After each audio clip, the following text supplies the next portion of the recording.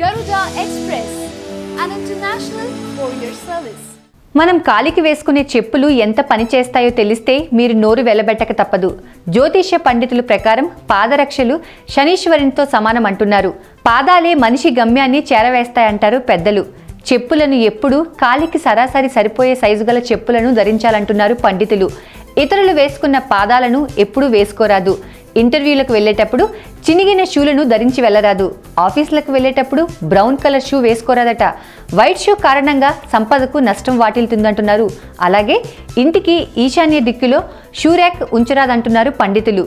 షూలను వేలాడదీస్తే ప్రాణగండం లేదా మృత్యువు సంభవిస్తుందంటున్నారు. కొత్తగా కొన్న చెప్పులు గాని షూ గాని బెడ్పై డైనింగ్ టేబుల్ మీద ఉంచరాదంటున్నారు. ఆహారం తినేటప్పుడు షూ లేదా చెప్పులు తీసిన తర్వాతే భుజించాలంటున్నారు.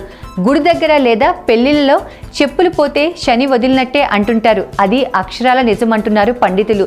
చనిపోయిన వాళ్ళ చెప్పులను ఇతరులకు దానం చేయడం లేదా భూమిలో తవ్వి పూడ్చిపెట్టాలని పండితుల మాట.